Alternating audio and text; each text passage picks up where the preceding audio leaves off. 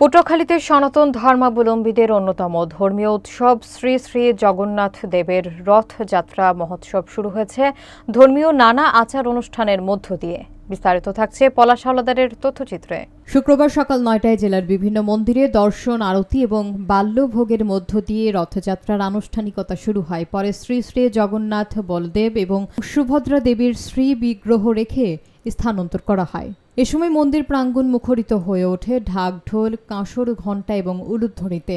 বিকেলে বর্ণাঢ্য শোভাযাত্রা অনুষ্ঠিত হয়, যেখানে অংশ নেয় জেলার বিভিন্ন এলাকা থেকে আগত হাজারো ভক্ত অনুরাগী।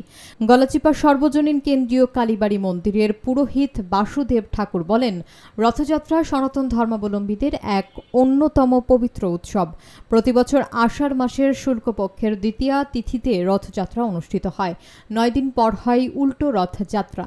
সনাতন সম্প্রদায়ের ভক্তরা হলেন, রথযাত্রা শুধু ধর্মীয় উৎসব নয়, এটি সম্প্রীতির বন্ধনকে আরও দৃঢ় করে। পটুয়াখালীর বিভিন্ন এলাকায় শান্তিপূর্ণ পরিবেশে এ উৎসব উদযাপন করা হয়।